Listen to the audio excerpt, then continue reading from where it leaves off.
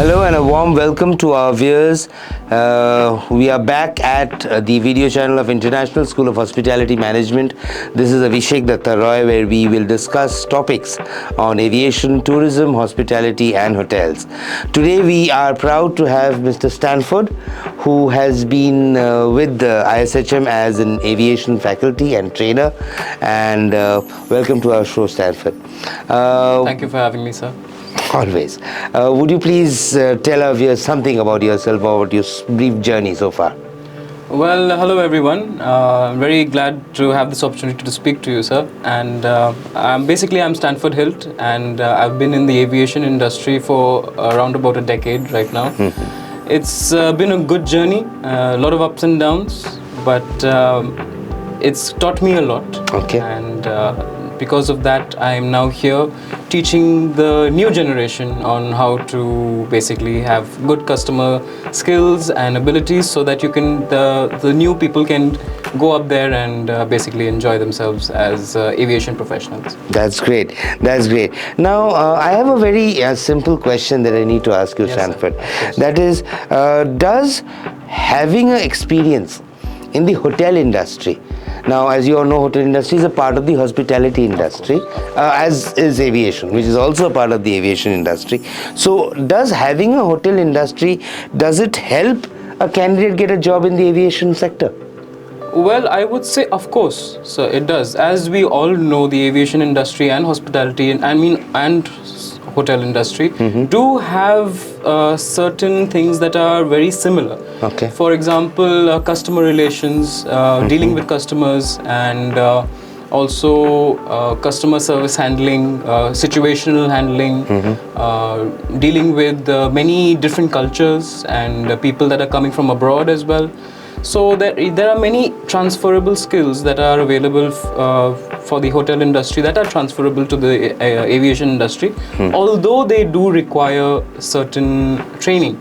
Okay. As you know, after going into the aviation industry, because we have certain safety and first aid protocols that we need to follow, and also many aviation rules that we need to follow, which is slightly different from the hotel industry. But yes, it has a good base. That's a good start. Okay, That's okay. a good start. That's excellent to know. Now, coming to the second question that I need to ask you, Yes, sir. is that I'm sure you must have had experience well on flight, and we as sometimes who as passengers, हम लोग जब travel करते हैं, so हम लोग देखते हैं कि कैबिन क्रू जो स्टाफ है वो लोग काम करते हैं, and so what all can you tell me, what all does a cabin crew do that a passenger generally does not see? Well, that is one of the famous questions everyone likes to ask.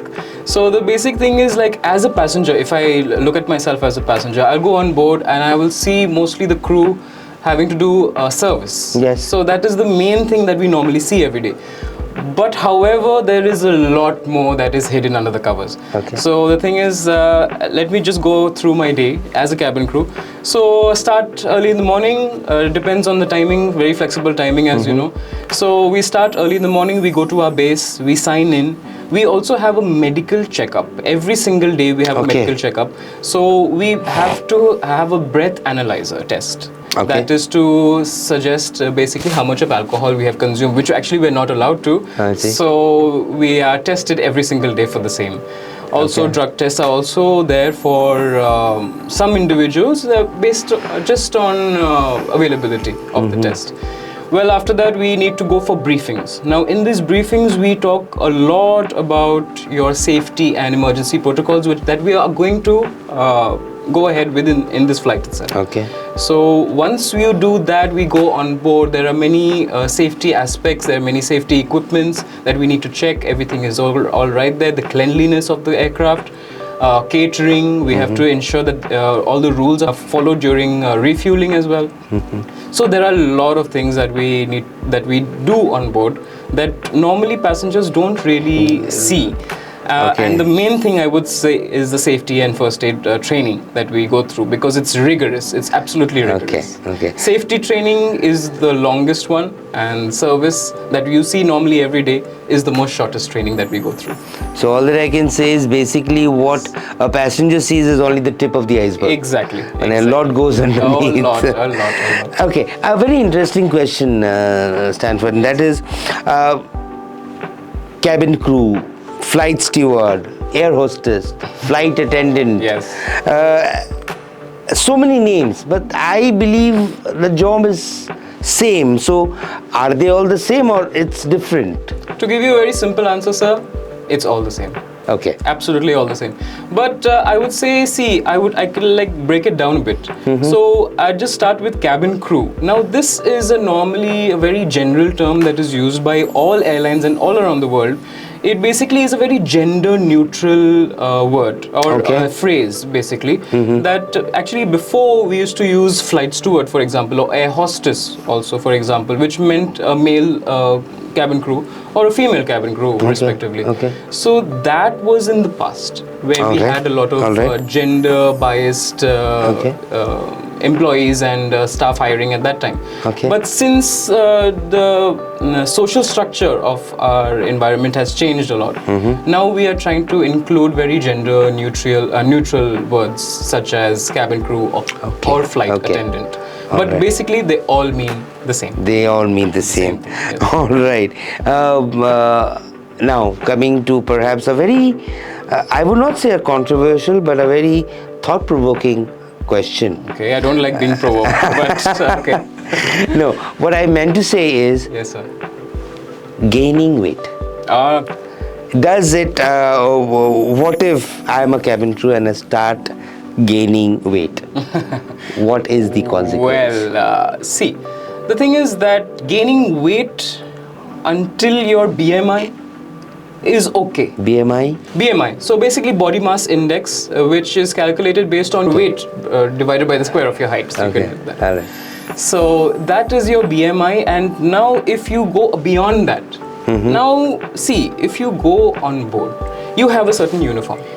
You would look aesthetically, will not look very good, and that will be a big issue for you. You will not be feeling comfortable as well. There are other issues also, like for example safety related issues. You will not be able to perform your duties as well. You will be a little bit lethargic. You will not have enough energy. So to compensate for all of this, airlines have a basic rule. Now the rule is, as in when I was flying, every 3 months we used to get checked for our weight. Every 3 months. There used to be an exact date where we used to get checked every 3 months. Sorry. So the thing is, now if you cross your BMI, either you will get grounded. And grounded means no more flying for you. Grounded means no more flying. No more flying. So until you can lose that weight and come back to flying, so that is the meaning of grounded. So once you're grounded, if it happens again, suppose you come back into flying and again your weight is increasing and you cannot really control that, then there is a chance of termination as well. So it is a very big thing for the airline industry. You need to maintain your weight.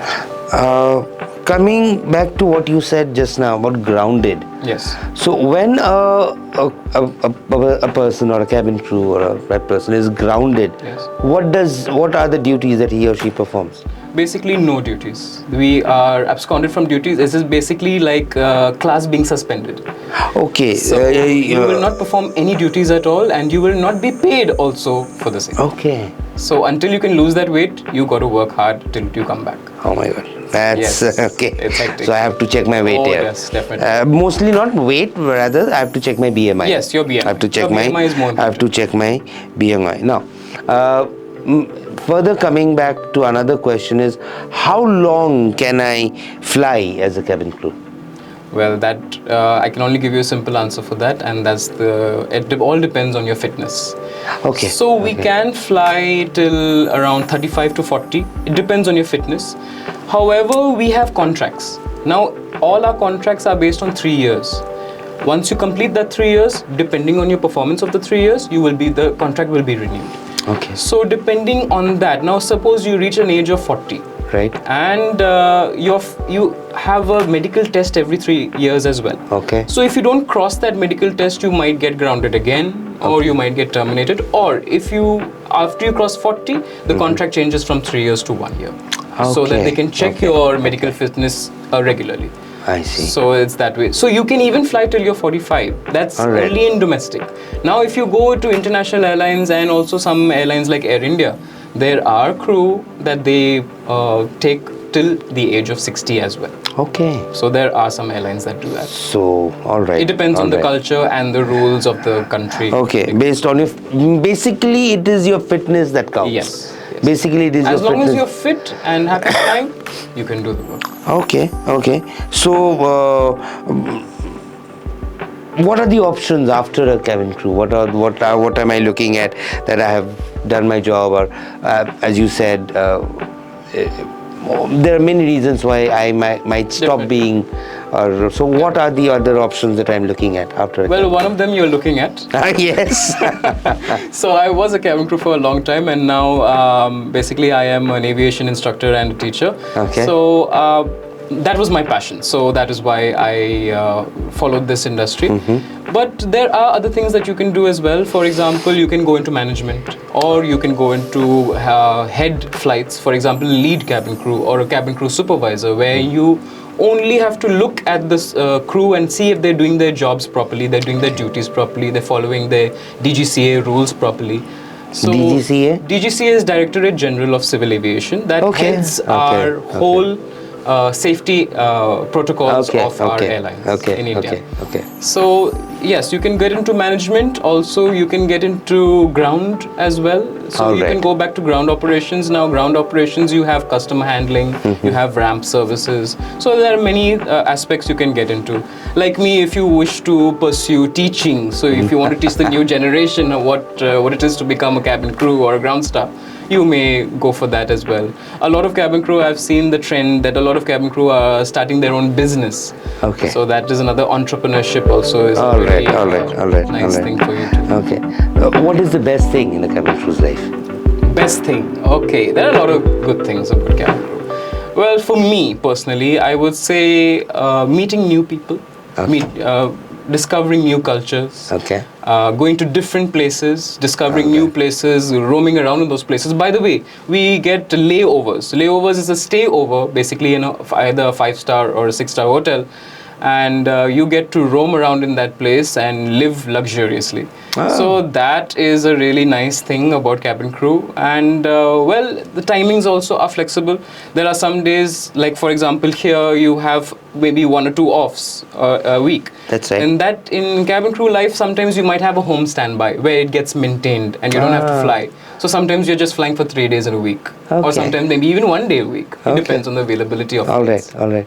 So, in fact, what I found very interesting the other day, I was looking over a campaign, an ad campaign of a cabin crew, and say the ad campaign read like this, like that: have lunch in Dubai and dinner in Paris. It's of course, it's brilliant. It is brilliant. It's brilliant. Okay, now coming back to another controversial question. So what is the worst thing in a cabin crew's life? Well, I knew that question was coming because once you give the advantages, you need to know the cons as well. So, as you said, lunch in Paris and dinner in maybe Russia or something. In the meantime, you are traveling, so jet lag is one of the main issues here. I hear this a lot. Jet lag. What is jet lag?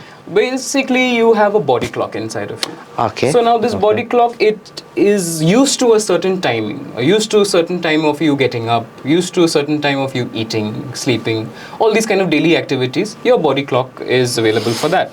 But now what happens is when you suddenly have lunch in Paris and dinner in, say, America or Russia or something You're jumping time zones. You are jumping time zones. So basically, when everyone else is sleeping, you want to stay awake, and when everyone else is awake, you want to sleep. So you get headaches and you turn lethargic. It's a bit of a problem. So how can you come out of a jet lag? What are the precautions? The only thing that I used to do is I used to wear an eye mask. So whenever I used to want to sleep and if there's too much light, I used to use an eye mask. Stay hydrated. That is very important for your body and your body clock. And well, The only thing I can say is you get used to it. Right. Well, I am sure our viewers have a fair good insight on what a cabin crew's job, a life of a cabin crew, so-called cabin crew, flight steward, flight and all the same. All the same. Thank you, Stanford, for really taking time off from your busy Anytime, schedule sir. and Anytime, sir. sharing your thoughts with our viewers. And also a big thank you to our viewers as well for watching this video. If you have any such queries, any questions that you need to ask, not only on this video but you want a new topic, please do mention it in the comment section below. We will get back to you, and please feel free to contact International School of Hospitality Management at any point of time. Follow us on our social media channels, which is Facebook, Twitter, Instagram, and YouTube. And if you want to contact us, our contact details are updated at the end of the video. So bye for now. Take care and have a nice day. Bye bye, guys. Safe flying.